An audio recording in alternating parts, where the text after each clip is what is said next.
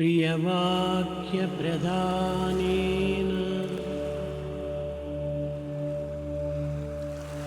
Survey तुष्यन्ति जातवः।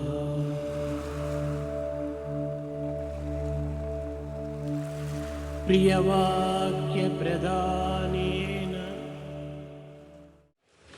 Sai Ram.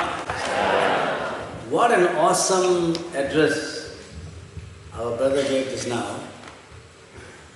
And when he was speaking, I thought he is an astrophysicist or a nuclear scientist. I asked Rudra, Ravi, what's his profession? He is geography and economics. Is that correct, sir? Economic geography. It's coming into my terrain also, you know. And how does he write a very scientific book like that? Sir, well done, sir. God bless you.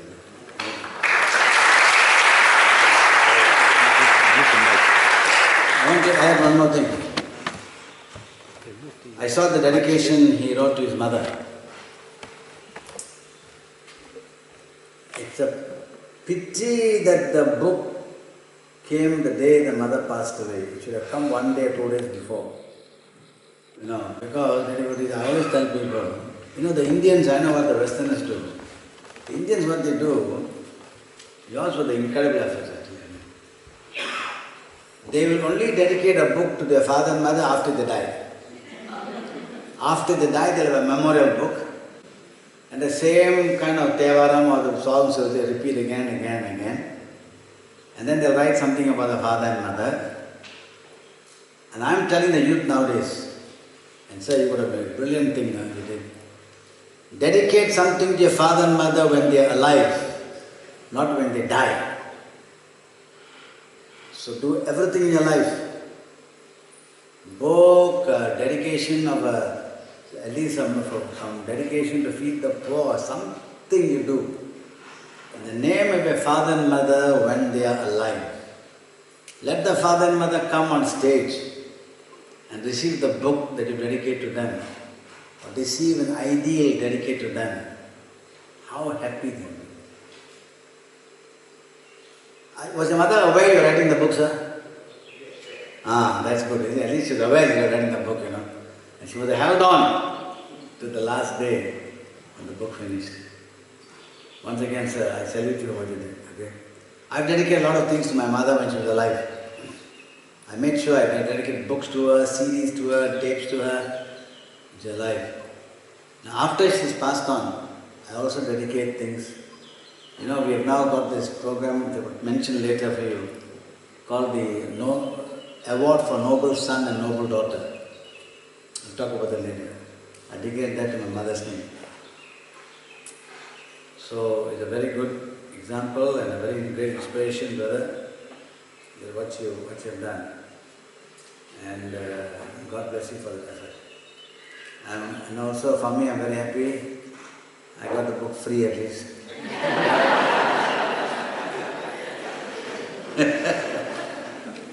This is like anyhow. So now, I'm going to do a little change in the program. I know all of you are dying to... What is the subject we are going to talk about? No, legacy. Okay. We are supposed to talk about the legacy of SAI. But morning we had quite a heavy session, you know, about the teachings of Baba. So I thought to add another heavy session immediately after that might ruin your neural pathways and short-circuit it too fast. See, brother, remember what you said. And so I thought what I'll do, we'll have a more relaxed session, more fun session now. Yesterday I talked about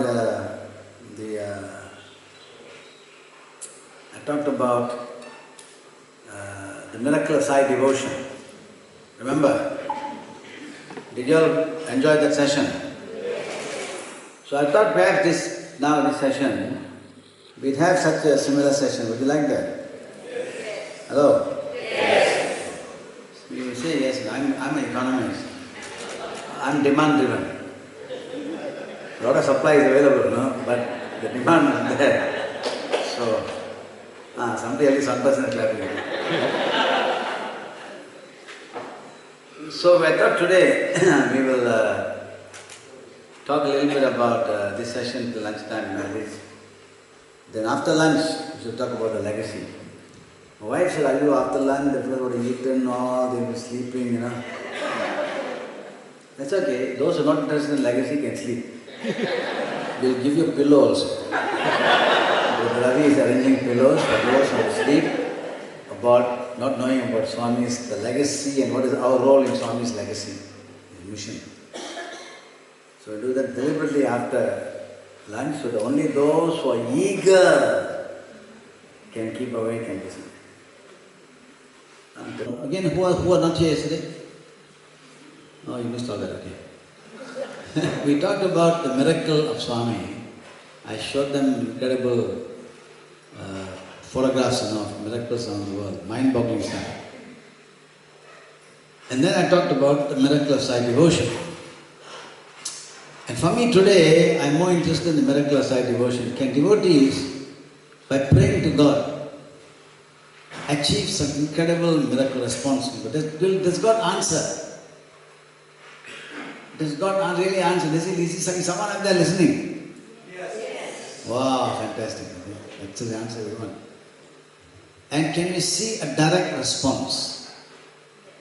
So I'm going to share with you one or two incidents that happened.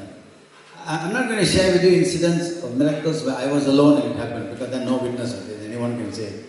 But I'm going to share with you miracles where a lot of people were there, present. Like the one I told you about the North Korean thing, There were 5 of us witnesses, in let alone the North Korean villages. So what happened is, so after North Korea, so those who are wondering why I'm talking North Korea, it's too bad. Listen to the recording. It's been recorded by brother here in a very tiny camera, which merges with the black cover at the back. That's one thing, is he taking any pictures? This is very powerful. So after we came back from North Korea, months passed, and the El Nino effect hit our region. You know what El Nino? Okay. And the El Nino effect had a situation whereby massive drought in the region. In our region, Malaysia, Thailand, get a lot of rain, tropical country, but now suddenly there was drought. Month after month after month, no rain. The reservoirs began to go down and down and down, and government began to, in KL and other places, Kuala Lumpur and other places, began to ration water. It came so bad that they said, all right, this area of the city, 2 hours on this day. Then 2 hours this area, like that it came. So everybody desperately had to store water in the bathtubs and tubs for them. But one interesting thing, in my house, we have a big SAI center in my house, we built a big building there. And we never had any water cut. Water was always flowing. So I just wonder why people are complaining about water, lack of water. And I was wondering why. I don't think there's a miracle as such here. Because my house is seated in the older part of the city. And I think the pipeline that goes to the palace passes my house. So they didn't want to cut the water to the palace, okay? So we also used to get, because not only my house, a few others got the water, everybody else was suffering, So I think that was the reason. Now situation gets bad. One day I'm in the office, all of you, how many of you know Suresh Govind? Yeah, you know the guy. Real superstar character. One of the great gifts for us, to me personally. Do you know how Suresh became Baba devotee? You know the story? He told you?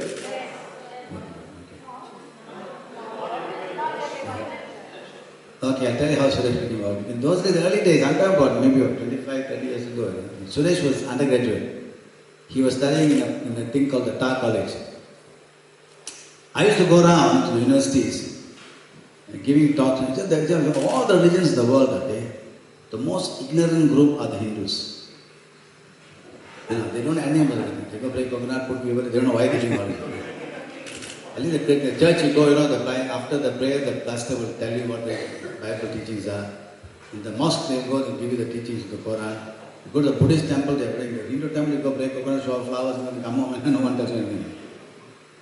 So I decided then, because I was an atheist because of that, as you all know. So I decided to go around and sharing whatever I knew about my religion to the youngsters. So I go to the universities, you know, and start doing, I sing songs, I crack jokes. So it became like a superstar thing. I mean, when I go to university, the hall will pack, and fellas sitting on the floor, you know, and having laughing, so it became very popular. So I went to this Tar College, so I studied in Tar College. And normally when I go to the universities, what happens is, I'm reading story, I'm telling you, I'm waiting for it to get it. It's like, I went there, and the first day when I finished, when I come down after the rostrum, the organizers greet me, thank you, brother. Then they walk with, some of them walk with me, until they come to the edge of the university, and then as I walk to the car park, then they stop there. Okay, I'll go to the car park, take my car and go home. Now this session, after I finished, I came down and this tall fellow stood beside me and others were doing, and then he walked to me. I reached the edge of the building and I continued the car, but this fellow followed me, this tall fellow. And I was very happy to see him. I said, okay, fine, very good. You know, I've got too much compliments, so you can't take too much. And then I got to the car and I started driving. This guy is holding my window and running beside, when can I meet you next? When can I meet you next? Where can I meet you next? I thought, absolutely mad fellow, you know. So I said, if you want to come to the Bangsa Bird Center, you know, so on Tuesday, your bhajan, you come there. Tuesday he was there. And he never left. He became incredible inspiration to many. And he was really something, you know, one of God's gift in my life. Now, so until I come back now, fast forward, El Nino. Now those days I was working in MIDA, I was Director of Investment Promotion in the Malaysian Industrial Development Authority, you know, in charge of all bringing in investment to my country. And I was having, it's a Saturday, those days we used to work on Saturday. And I was having some meeting with my staff, and suddenly I get my secretary comes in. My secretary comes in, and she says, normally she won't interrupt me, you know, but she knows Suresh, so he calls me every time. So, Suresh is like, what's up? It's very urgent. I want to talk to you. I said, what's so urgent? Tell him I have a meeting. No, sir, he said to hold the line, finish the meeting. Holding the line. So I said, okay. Then I couldn't finish the meeting, I went up, I said, what's up? Anna. Anna means elder brother, okay? Anna. He says, I said, what? Anna. Can we go and have, Anna, my house no water for 3 days. Okay. Why tell me? Tell the municipality. The exact words. Tell the municipality, don't tell me. By the way, I must thank the organizers for improving the facilities here.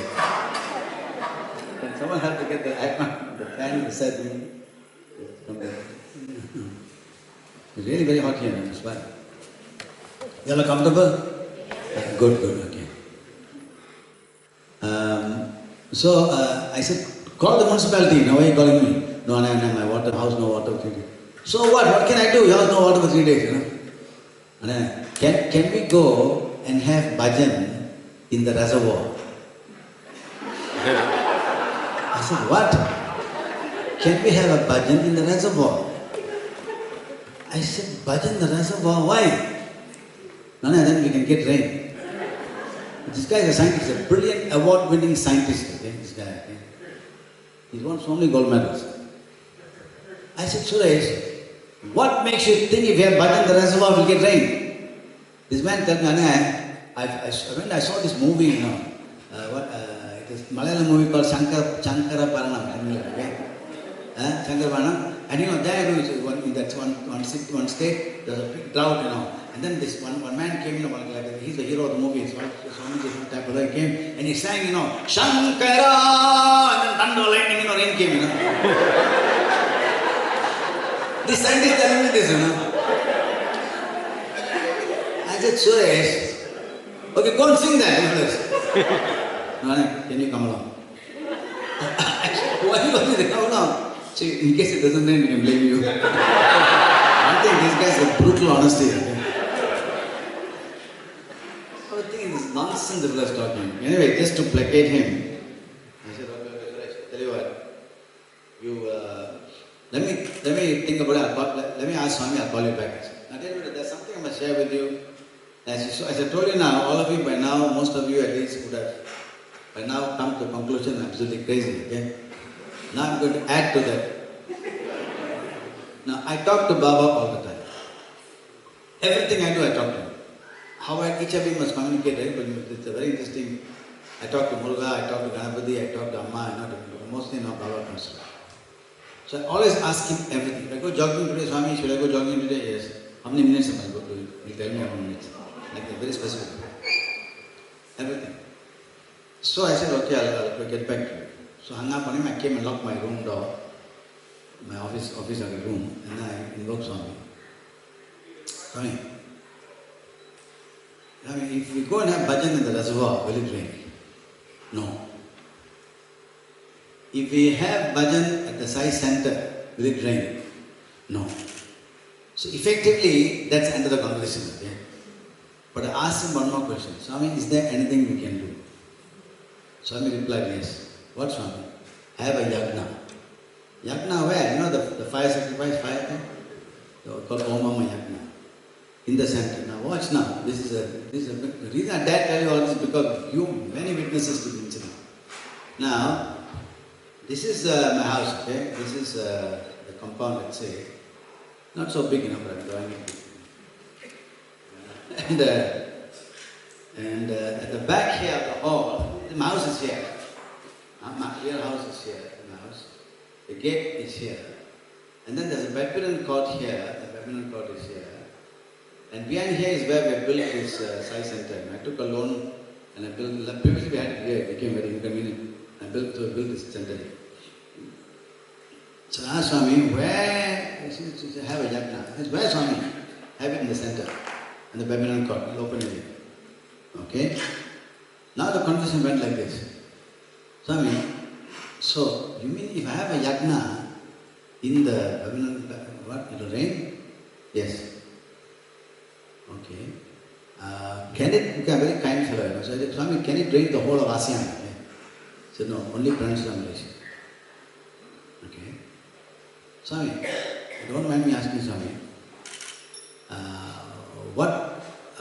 how many days, how long after the yagna will it rain? You know, it rains 1 week after. And Swami replied, within 24 hours. You imagine this, 3 months no rain, huh? Within 24 hours of rain, he said. I said, wow. Within 24 hours of rain, Swami? Yes. So when should we have it? This conversation takes place on a Saturday. He said Sunday, Monday. He said Monday. Have the session have the yagna on Monday. And what time, Swami? 7:30. Or something around 7. I said, wow. Swami, it will rain. Yes, it will rain. Within 12 hours. Then I asked Swami, can I inform the press? Yes, inform the press. Now I hung up on Swami. Hung up, Then I thought to myself, oh my God. He said, if you cough and cold, you can, one doctor tells you can do heart surgery, you will get a better second opinion, okay? So that time in Malaysia, there was another gentleman, his name is Uncle Nataraja. I wrote about him in a book called The Fourth Dimension. This man, now next meeting Baba, he was the greatest phenomenon in my life. I think that Guna was him. And he goes into this trance of Ganapati, Murugan and Amman. And when he gets into the trance, he becomes total omniscient. When you tell his stories about him, they make your hair stand. And I called him. I said, Uncle, listen. He's an elderly man, Uncle, he passed away recently. I said, Uncle, listen, I'm getting this message from Baba, about Yagna. Can you check your side, okay? No, it's the same source, but I'm doing one telephone line, another telephone line, same source. can you check with him and see whether, then he said, okay, I'll call you back.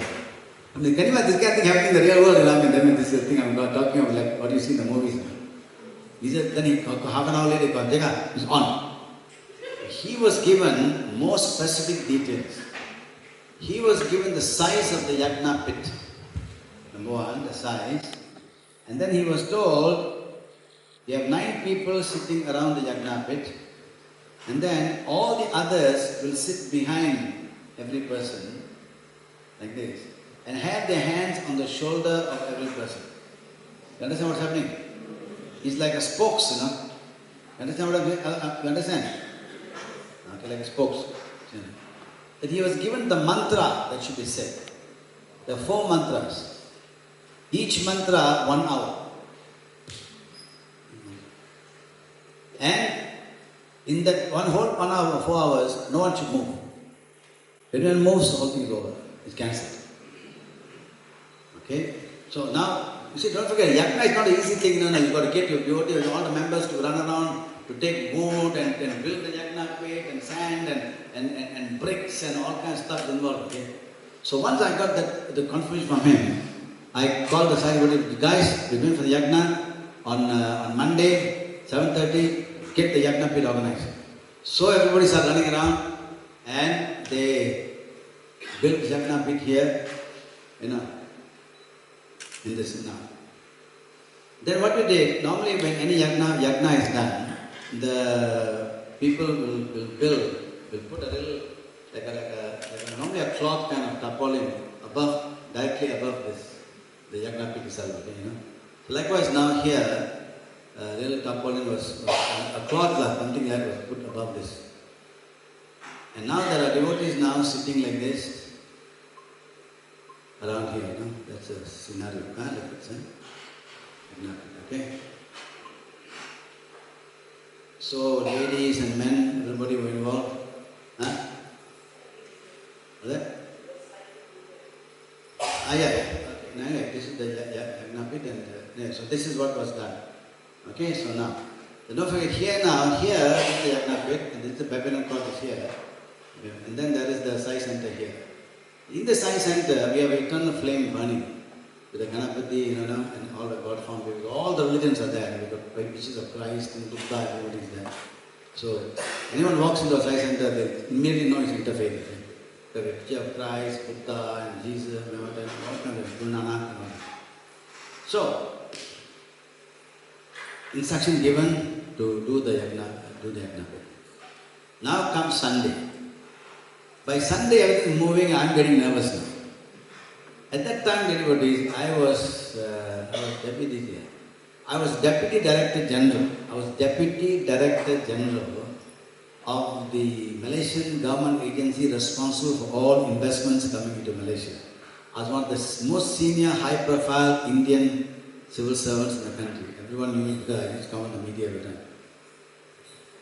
I'm thinking to myself, Swami, if we have this yagna and nothing happens, the media comes and covers this, nothing happens, you know, I look like the biggest idiot, you know, in the country. And they think, my God, how come this madman is deputy director general? Okay? You know? So the next Sunday morning, I was praying to Swami, and Swami, please Swami, I tell you what, the yagna is on Swami, everything is on Swami, not necessary to have the media. Swami replied, have the media. No Swami, not necessary Swami. Call the media. Wow, okay. So I told my people, inform the press. So, next day, Monday about 6:30, the press arrived. Devotees all coming in, so one by one, 7:30 the press done. And this my luck of bad luck, the reporter was a Christian and the photographer was Muslim. So no one knows about yagna, nothing. So he looks at the guy and says, what's happening here? Yagna. How do you spell yagna? Y-A-G-N-A. So what's it for? Then I said that yagna is, I explained spiritual fire, blah, blah, blah. I explained all this. Then he asked me the $1 million question. Why are you doing this? I have 2 choices now.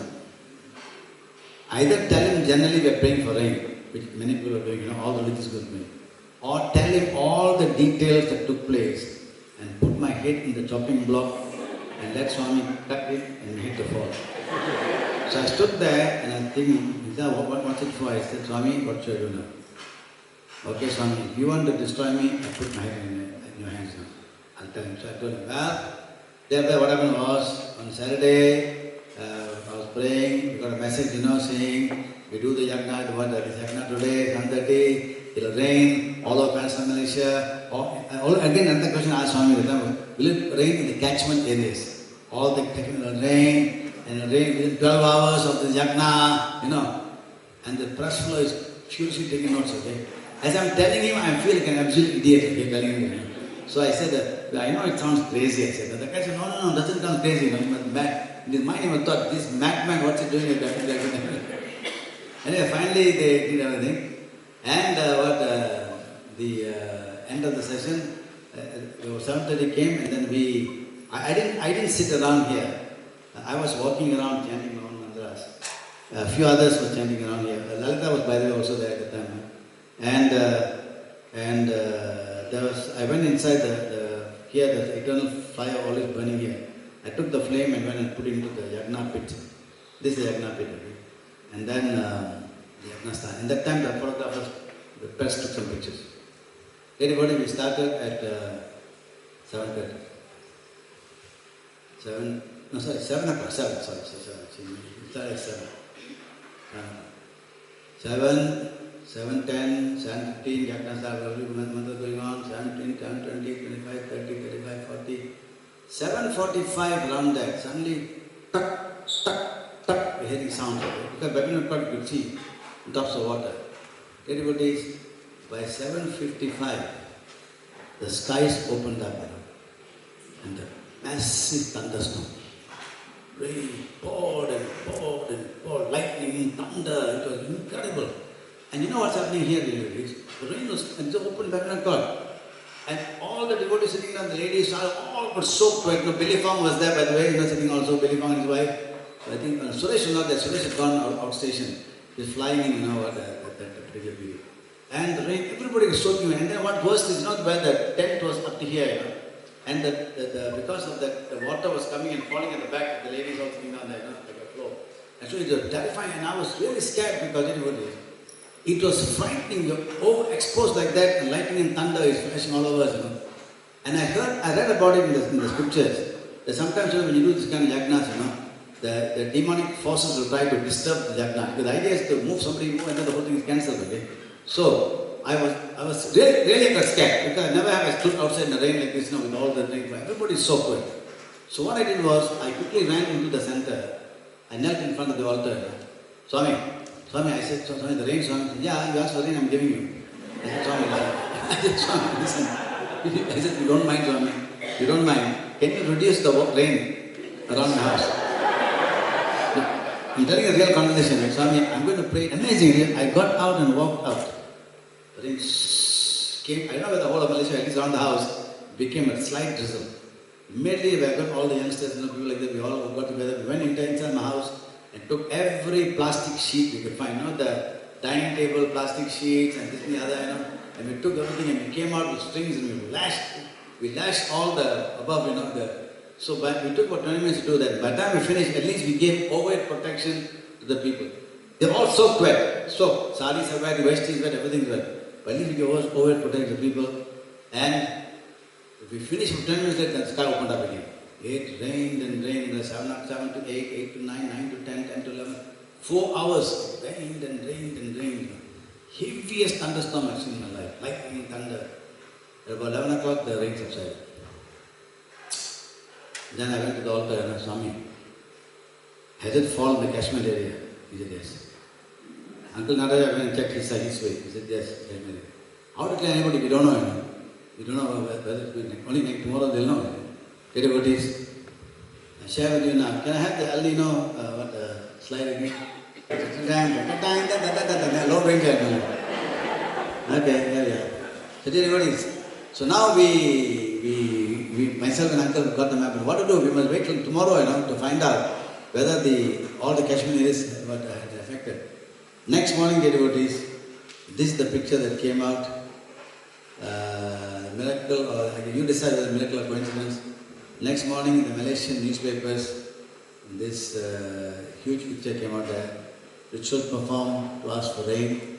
There's Uncle Nataraja, the late Uncle Nataraja standing there, And I'm there putting the Arati flame inside. Keeping the faith. Members of SAI Baba yesterday invoked and prayed for rain over catchment areas to overcome the present water crisis. And SAI Organization Central Coordinator, Malaysia, Singapore, Indonesia, that was Central Coordinator. Jagadisan, Dr. Jagadisan. Then I thought it will be a story here. So devotees, this is what happened. Next morning I went to office and all my staff had seen this, Rato, what did you do last night? Yesterday? I said, no, I just prayed for rain. Now what happened is devotees, then the rain that day, next day it rained the whole day, third day it rained again. It became like Noah's Ark, not going to happen again. And by third day, it rained heavy rains were coming on. Then my staff, I remember my staff came to me on third day, Tato, you don't mind, can you stop the rain for a while? our clothes are not drying. I said, listen, I am only responsible for making rain, not stopping it. Here's an example of an incredible story of how divinity responded to a plea, not selfishly. I had water in my house. So this is one of the examples of. But what moved the whole thing was the entire faith we had. That they say the faith moved mountains. And for me, when I put my neck on the line again and told the reporter the entire story, and next day nothing had happened. This thing would explode on the papers. This madman promised rain in 12 hours. Nothing happened. So that's why I made some of the images. So this is one of the stories of the same. Now, so let me tell you what. We got time, man? Hello? Half an hour only. Okay, let me share with you something else. Can someone help me put some water here? Thank you. Let me tell you another story. I think this Ravi asked me to talk to you about this one. See, sometimes devotees, when we want to do things, this is, because the rain thing is an unusual thing. I don't think you all will have a kind of a drought like this, El Nino effect. But we do a side project. And devotees, I always tell people, if you do mediocre things, why should God get involved? If nobody is doing mediocre things, God is unemployed. But you do something that without divine help, you cannot achieve it. Then God must come. But we're so daring, So there are two incidents to this, okay? We decided in Malaysia to organize that the human value, we are on the right in the human values thing, So I realized, for us to get human values, Parvika class and the HP class are very good. But only I felt it took so. I need the whole country to be shaken up on values again. So we decided to organize an Asian human value drama competition. Asian value. We got 11 nations got together to come to Malaysia to have a competition on drama on human values. 19 what? You're the historian. Anyway, she remembers all days. No, doesn't matter. Just some time ago. That time I was the president of the SAI Council. And devotees, why should, and then the message was, it is not SAI devotees to come to do the drama.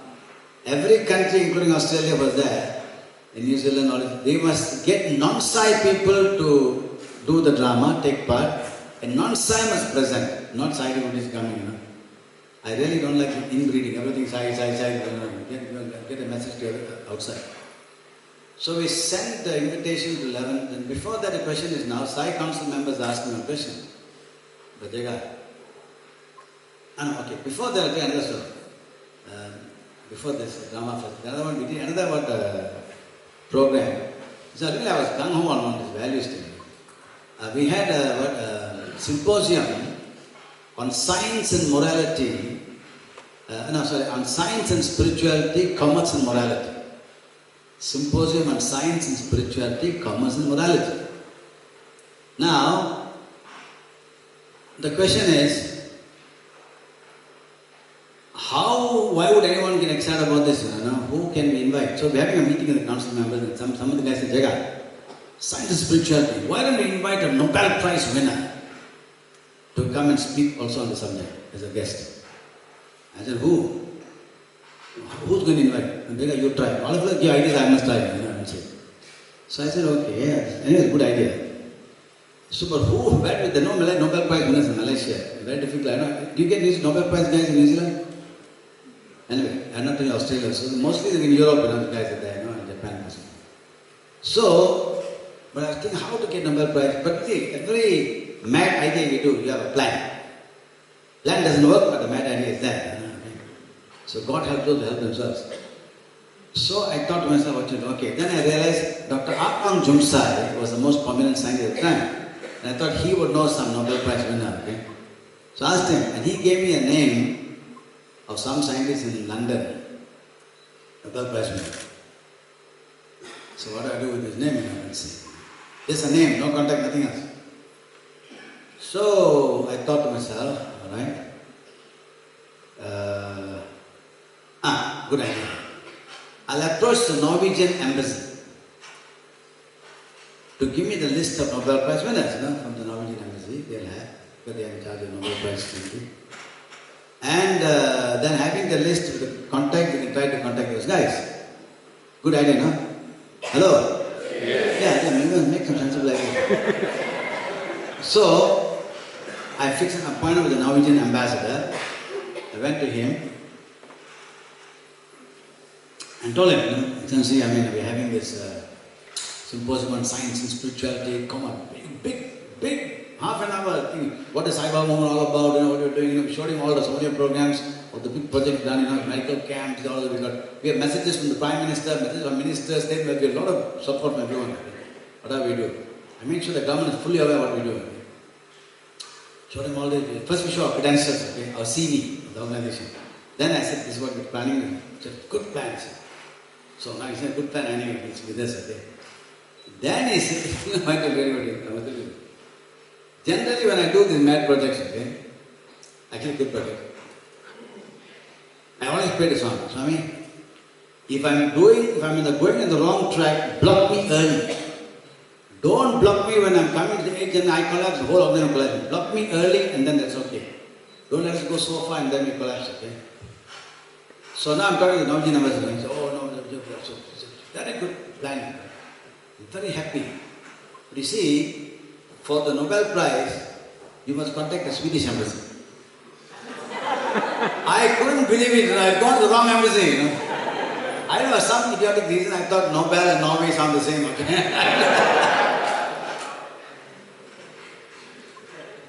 I couldn't believe, I'm a quite educated fellow, and I go to this long embassy, So I went down the steps, I remember going down the lift and I got Swami, it's a block. The block, I have to share. Now how am I to go to Swedish embassy again? I was almost want to give up this time. Then same time what happened is, 2 days later, 1 week before this, I get a letter from UK. One fellow writing a total saying, now he is quite a senior office bearer. Dear Vedadishan, I got your name from the book you wrote, I want to thank you for writing this book on Journey to God, Malaysian Experience Sai Baba. I read the book, it inspired me so much, and thank you very much. A very praiseworthy letter, thanking me for writing the book. That was okay, I appreciate that, but I got a big problem, Nobel Prize, I can't worry about this. Okay? So I put the letter away, thank you. 1 week after, 2 or 3 days after this Norwegian fiasco, I get a telephone call. Hello, Vijayga, this is so and so. I said, yes. I'm calling from London. I said, yes. Did you get my letter? I said, what letter? About the book. Oh my God.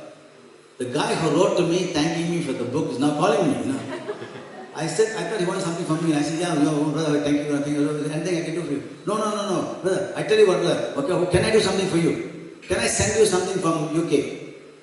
I said, no, we think we're a developing country, Malaysia, we need things from UK. He has been kind, Like New Zealand, you all think Malaysia is not buffaloes, no, we need things, So, I said, no, I don't need anything. No, please, please, ask me something. I want to send something to you. So he's so persistent, I said, okay, I want something. What? I need a Nobel Prize winner. That was a pause, He said, excuse me, can you get me a Nobel Prize winner? Now, then I had this, the autumn gave me a name, So I said, can you contact this guy and see that if he's whether he's prepared to come to Malaysia, He said, oh, I see, okay. Can you send me some details? He didn't say no, Can you send me some details about this man, who you are? So I sent him out, and then he contacted me today. I met this guy, and he's asking me who you are, who's your organization. Are you the Moonies? Reverend Moon. I said, no, don't worry, I'll send you all the details. So I sent him all the packet of all the things done in Malaysia. Then he calls and says, Jaga, he says, okay, he's prepared to come. Nobel Prize winner. No, not this guy. This guy said no, he's too old. This guy said no, he's too old. He referred to somebody else, another Nobel Prize winner in UK. Then this man is asking me, shall I contact that fellow? I said, okay, and contact him also. Then he calls me again, and this fellow also says he's too old, he can't. He gave me the name of his mentor.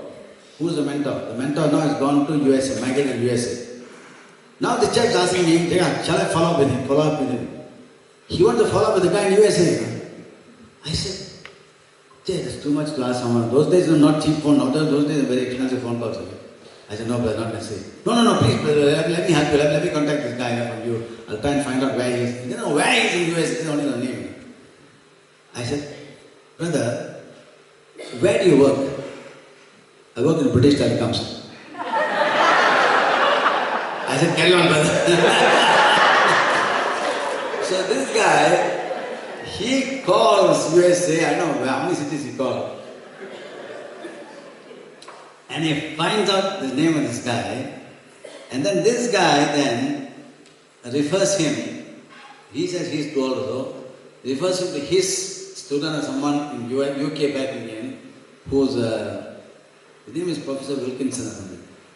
This guy is one of the people who are involved, in the atom bomb research, what he calls here in USA, they have this Manhattan Project, Manhattan Project. So this guy said, shall I follow up with him? I said, carry on now, what is that after USA, UK, nothing.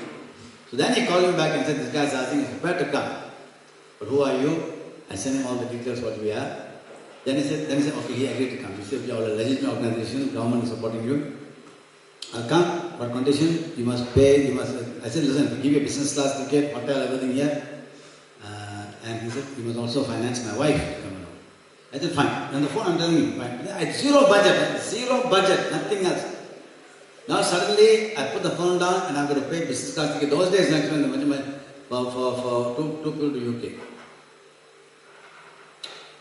So then, okay, now we got Nobel Prize winner. So I need the money for the tickets, okay? You watch how Swami takes over. I called my psychology guys, look, you're on. Good news, bad news. Good news, because you know that. Bad news, we need 2 business tickets, It's about 20,000 odd ringgit, okay? Or more than those days. So I said, okay, we'll see. Anyway, up to Baba, we don't depend 100% on him. I go to office next day. On my table, there's a letter from British Airways. Why? The British Airways has brought a bunch of journalists to Malaysia, about 15 journalists, to know about Malaysia. And they came to Maida, my organization, for an industrial briefing, economic briefing. So I get a briefing, and this guy is writing to me now, this British Airways guy. You were the one who sponsored the British journalists, And I must tell you, the visit to the office, I gave them a comprehensive idea of the entire economic situation. The visit to the office was the most valuable visit we had in the visit to the journalists. They're very happy about this. Thank you very much for your support.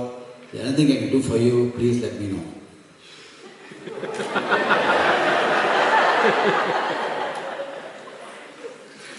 Mr. Johnson, this guy here. Yeah, Mr. Johnson, how are you? Thank you very much. Johnson, I'm very happy with that. You said that I do something for me, can I ask you? What is it? We need 2 tickets for Mr. Certificate Nobel Prize winner from UK. He said, Mr. Jaga, I'm sorry, I'm not authorized to give any fare, any tickets for someone from UK to Malaysia. Malaysia to UK, I can authorize. I'm a local. But you're in luck. I'm going to UK tomorrow. I'll check with headquarters and let you know. Okay? He goes. And we end up here, we are playing, Bhagwan Baba, business class ticket Namaha, business class ticket Namaha, business class ticket Namaha, business class ticket Namaha. 2 days later, I get, that time no email or we get this, telex coming in. British Airways agrees to sponsor 2 business class tickets from UK to Malaysia for 2 scientists. That was an incredible thing, can you imagine? We dared to do something and Swami delivered one by one. That scientist delivered, he did everything quite by accident. Okay? That's how God works, in what divine accidents. Okay? Then of course, once we had Nobel Prize winner as one of our speakers, everybody wanted to take part. Okay? We had all the Malaysian scientists want to take part, business person want to take part. And I approached the business community. And this guy, I remember, the Motorola guy, Jaga, commerce and morality.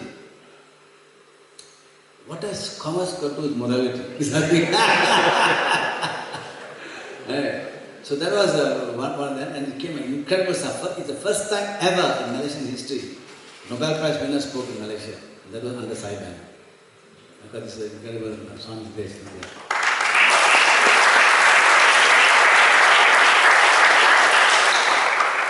The lady is taking my time here. 15 minutes. Okay. I couldn't tell you the second story. Okay? Then came this Asian human values thing. This is another fantastic miracle. So we had now to organize a human value drama festival. 11 countries. Then the members asking me, again always zero budget, not much money. And then the members, council people are very intelligent, not like me, I'm like this guy, I carry ideas. I said, look, let's go 11 countries, invite all of them to Malaysia, not side you, non-side you, we pay for all the air tickets, But 11 countries, 110 tickets, air tickets, in the economy class. Where are we going to get the money from? Hey, listen, don't tell me all the problems, okay? Let Baba do some work also, I think. Exactly that. Let Swami do some work. If you think this thing must go on, he must deliver, not me, So what? But again, we have a plan. I think I have a plan. Plan doesn't work, but it's a good plan. How to get tickets? So I thought to myself, okay, I approach all the airlines and tell the airline, like Australia, Qantas, we're having this human value event, can you all donate 1 or 2 tickets, 1 or 2 tickets. It's 11, 10. We agreed that 10 people from each country will come, maximum. Donate 1 or 2 tickets, human value event, Then once we get all the tickets signed up, we can possibly try to get the money to buy other tickets, So, it's a good idea, right? Hello? Yes. Such a good idea, right? Maybe from Singapore Airlines, get Singapore ticket, Japan Airlines, Japan also, we get Japan Airlines to get 2 tickets, 3 tickets, like this.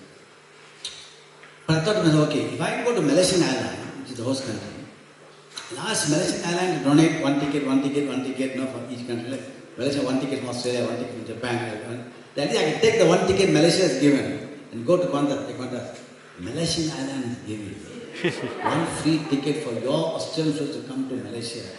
Can't you donate 2 tickets? Good strategy, no? Hello? Yes! Tell you, in terms of strategy-wise, no problem. Okay? So then I fix an appointment to go and see the chairman of Malaysian Airlines. These are all Muslim guys, okay? So I sit down in front of him and I give him a full brief. Again, always we will show the CV, CV of the Malaysian organization. So this Malaysian organization, we do medical camp, we're done here, message from the Prime Minister, this is very impressive CV you have, really. All similar programs backed up. He said, oh, you've done quite a lot of work. Yes. Then I said, what we need now is we're having this Asian Drama Festival. Can you donate a few tickets for each country, 1 or 2 tickets from each country? He said, Jaga, it's a good idea. In fact, the government should be doing this. The government should be doing something on values. You know, everybody asks for tickets from us. We can't keep on giving everybody. But tell you what, leave this with me. I'll speak to some of my managers and see what we can do. So go back home. Next few days, what, every evening. Om Ejindama Sasam Namaha Ticket Namaha Malachinaya Ticket Namaha Malachinaya Ticket Namaha Oh Swami Malachinaya Ticket Namaha Ticket Namaha. 3 days later, 4 days later, I get a letter from Malachinaya, one of the managers. Dear Mr. Jagadishan, further to your letter to my chairman and your conversation, we have many questions to ask you. Please call me, fix appointment with me and come and see me. Okay? So I called a guy and I go to his office. Devotees, when the room, we sat down there, empty room, always when I go, I take the interfaith group, you know. I don't have to all the Indian affair. So I take 2 Chinese groups. Myself, Chia was there, and another Richard was there, and another side, I think I forgot who it was. 4 of us, 2 Chinese, 2 Indians, one side. This guy comes in. You know, the chairman was a very gracious guy, gave us coffee, this, that, and gently. The fellow comes in, this fellow, manager. Okay. Listen, I'm very busy, he said. No, I'm very busy. I saw the chairman is unemployed. Okay? Anyway, I'm very busy. I tell you what, listen, sit down. Tell me what's all about. Meantime, I'm already giving him all the letters now. He knows what's all about. So I said, then I thought, okay, again, I'll start my CV again. You know? So I said, okay, I took the programs, and I said, this, we are Sai Baba organization is an multiracial, multi-religious service organization dedicated to principle of human values. I showed him all the flyers. Halfway through, okay, I'm very busy, I got to go now. Okay, so I'll tell you what we can do. He said, alright. So I had a full-scale paper in front of me. So I put, I'll tell you what we can do, what we cannot do. Okay, so I still remember, I drew a line like this. Cannot. Country, cannot. Which country is going to give away? Then he said, I tell you what, Singapore cannot. Because Singapore is just next to Malaysia. You know, it's geography, Singapore is just next to Malaysia. And because we have a joint service agreement with Singapore. So I'm putting there under cannot, Singapore. Thailand cannot. Thailand is again above us now. Just, that's why I wrote that. In the meantime, Swami, why you put me into this mess, okay? Now cannot, where is going to stop now, no? So Thailand, I'm writing Thailand. The rest, okay. Devotee, my pen froze. What? That's okay. What do you mean that's okay? I'm telling you that's okay, what? 9 countries, you know. 9 countries, yes. Free, yes. 10 tickets broken, yes. The guy's getting angry with me, you know. I thought, gee, this guy's getting angry with me. You know? Better not ask any more silly questions. I'm doing what interesting questions to ask. So what do we do next? Okay, here's the name of my staff. In charge of it, he knows all about it. Call him, contact him, and then what about the tickets? If you give us the names of who's coming, we'll issue the tickets for you, finish. Okay? Okay, deal with him. Karan walked out. I went there holding 1 or 2 tickets, you know. He's giving us 90 tickets, you know. From Japan, from India, from everywhere, except Malaysia and Singapore, who we can bring by bus, okay?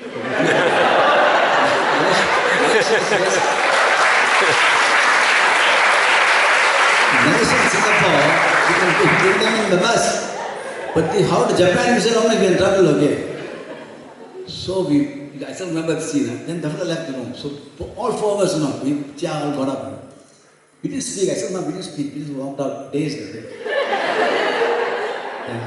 Yeah, let's have a cup of coffee. So we went to the one restaurant nearby. We didn't speak one word. We sat down. 4 coffees. Hey, Chia, did he say 90 tickets? Yes, la. Free, yes, la. Then what do you believe this? Even a minister goes, do you think any airline give minister 90 free tickets? Satya Sai went, Sai. Baba always says, Baba said one day, in a speech he gave, that time, at the time, I still remember, it was a Human Value Conference. The first EHV conference in Puttaparthi. I was invited to speak, and I had two subjects. One was devotional group singing, one was unity of faith. I gave my speech first day. At the end of the first day, Baba said, no, I want you to take the Human Value program into all schools, he said. So, we went back to our rooms in the night, and we sat down, and then we said, yeah, we know the program, no? The 5 values, 5 teaching techniques, all that we know. We knew it, a fantastic program. So I said, listen, Malaysia Muslim country, they're not going to accept this in those days. No? So I tell you what, let's take the program, we don't mention Baba's name. We'll take the Human Value program in without mentioning Baba's name. All I know. Next morning we go to Purachandra Hall, sitting there. Baba's giving his speech. By the way, I must tell you this. When you take this program into schools, don't take out my name. My name must be there. We looked at each other. Then he said, my name has power. Use my name. My name has power. Use my name.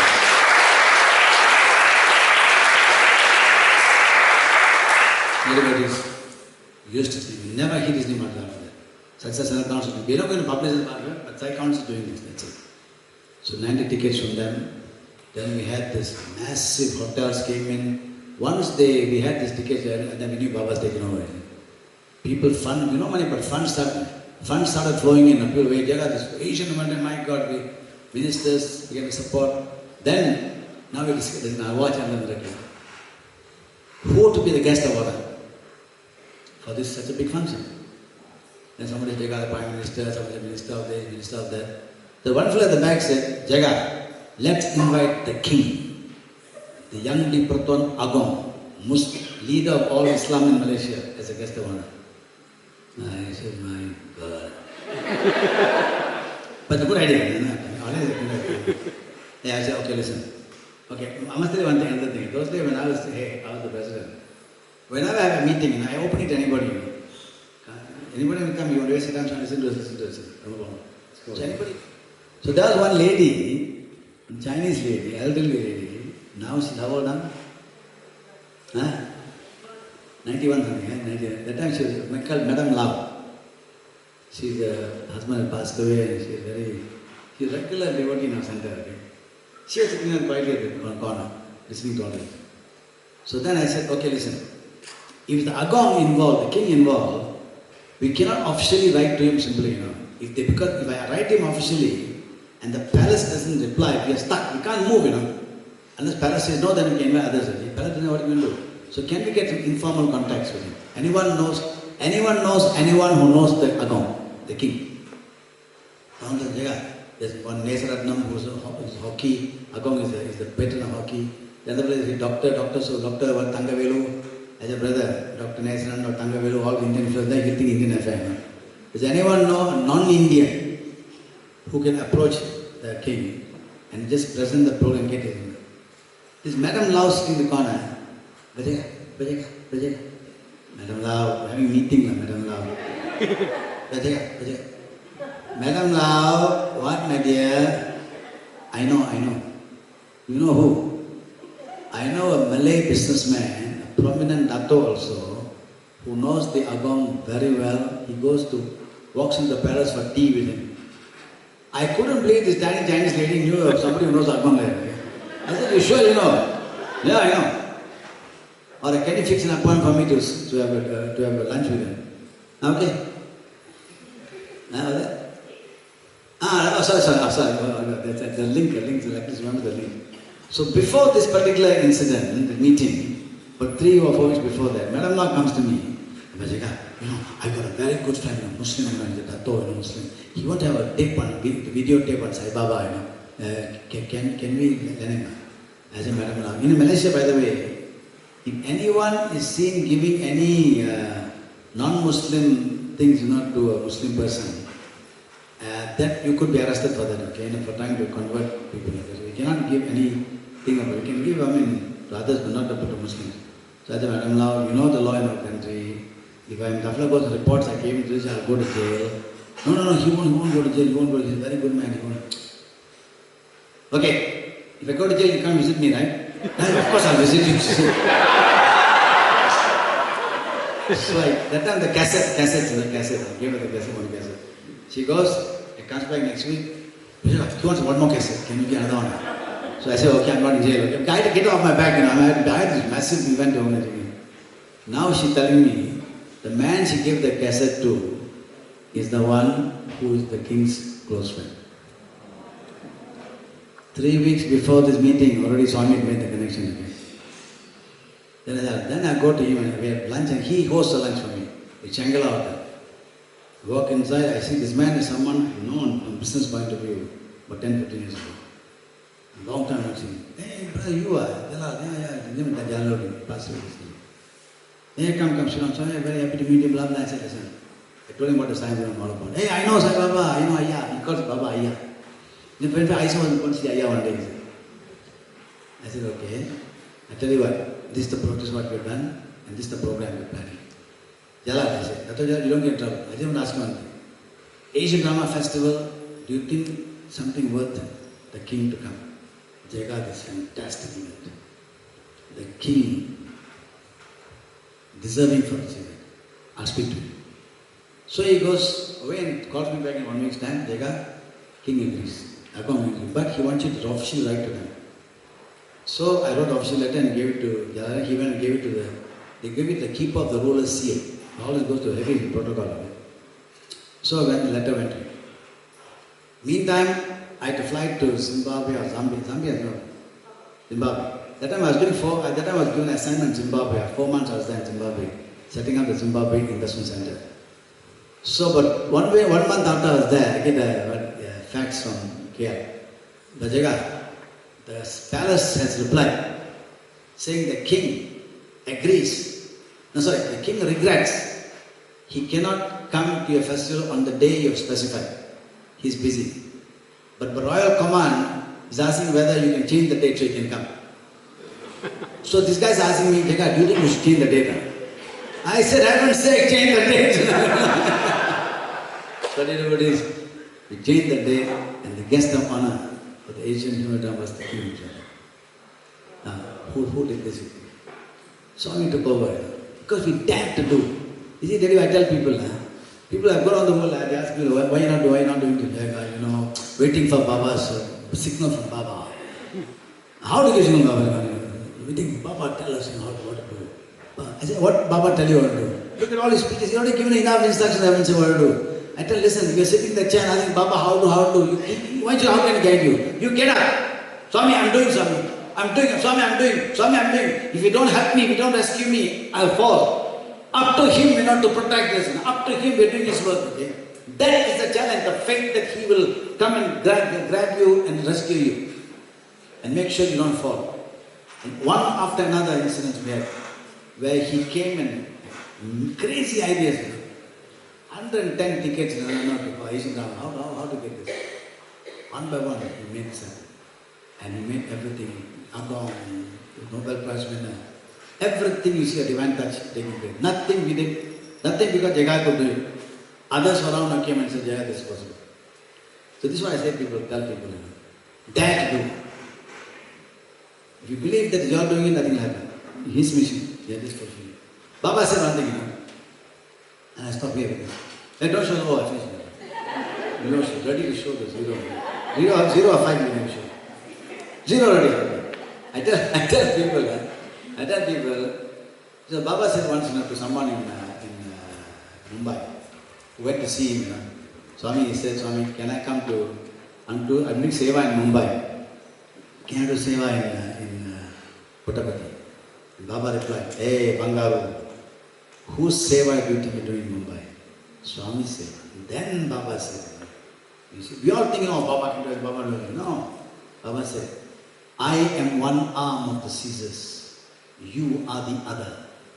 I need you to cut the cloth of Dharma Samstapana, establishing Dharma in the world. Without you, I cannot come. So we must dare to become the second arm of the Caesars. That's his mission. Read about this.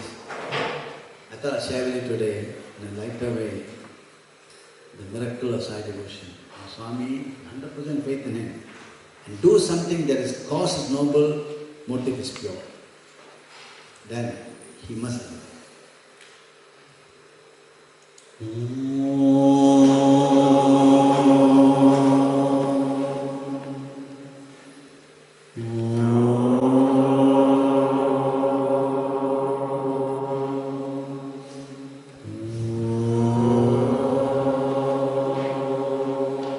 Take my hand, dear Sai, Satya Sai.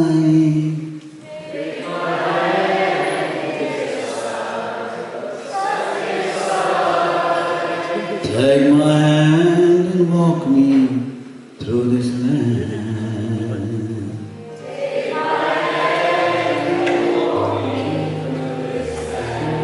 Take my hand, dear Sai, Satya Sai.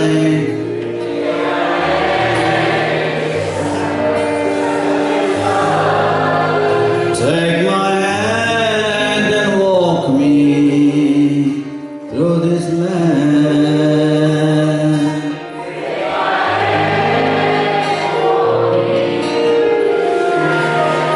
How do you know this song? Oh, I thought all of you know.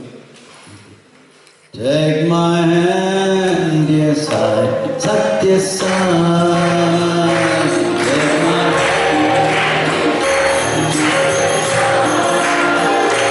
Take my hand and walk me through the land. Take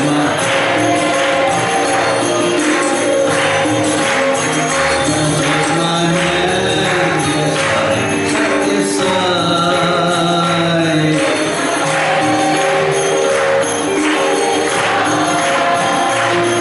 My hand and walk me through this land.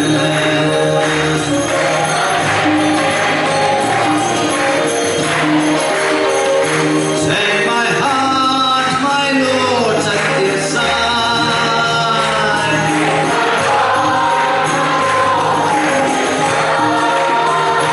Take my life and fill it with your love.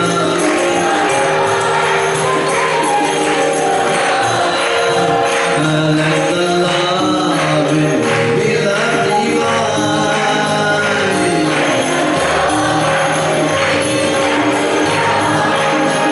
Walk with me, my Lord, your hand in mine. Sai Ram, all together.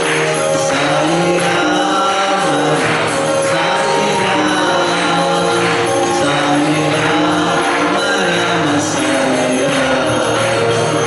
Sai Ram, Sai Ram, walk with me, my Lord, your hand in mine. Walk with me, my Lord, all together. Take my hand, yes.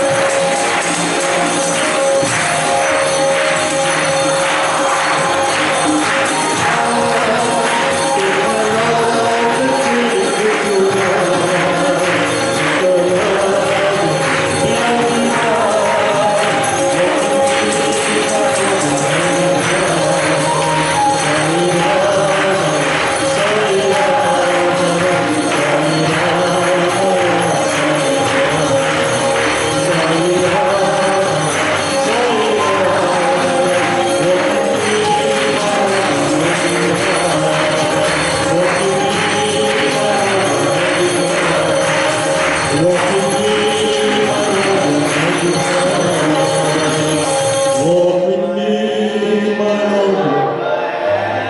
Take my hand, dear Sai, Satya Sai. Take my hand and walk me through this land. Take my hand, dear Sai, Satya Sai. Take my hand and walk me through this land.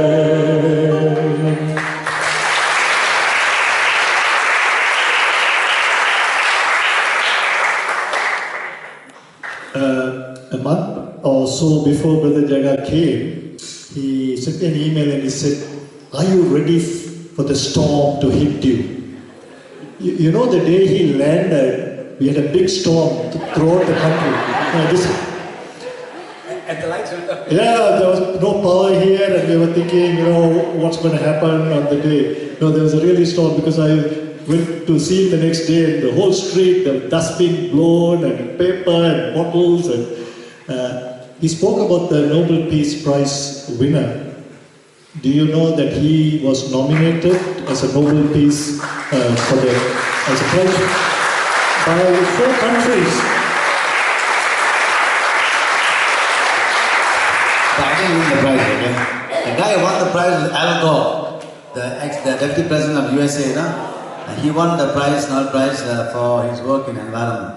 So 4 countries nominated me, from Japan, USA, Malaysia and Zambia. 4 countries, Japan, Malaysia, USA, Zambia. They kept it very secret, according to the guys kept it secret until they had no choice but to approach him, because whoever is nominated must agree. If you get the prize, you will accept it, okay? They don't want somebody to reject the prize, okay? So I said, what are you guys crazy or no prize? We're not asking you your opinion, he's asking me to sign it and say you agree. So that's all. Thank you, brother. What do the judges know? It's a real privilege and a wonderful session, and you'll be seeing fellows running after yandas everywhere now, manifesting rain and snow. Brothers and sisters,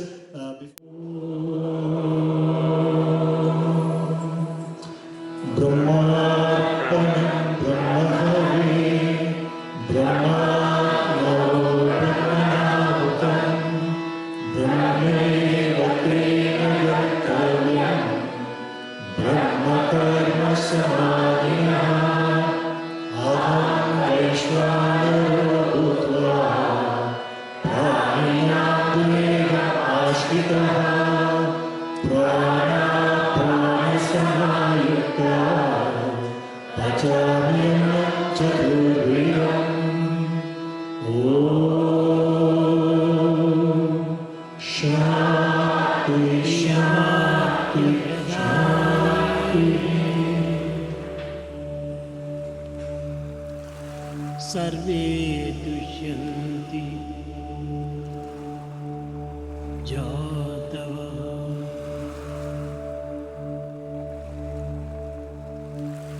प्रियवाक्य प्रदानेन सर्वे दुष्यन्ति जातव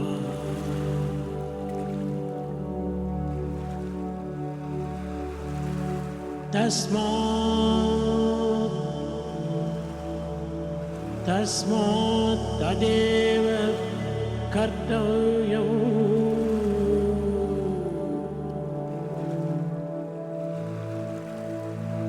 तदा तस्मेव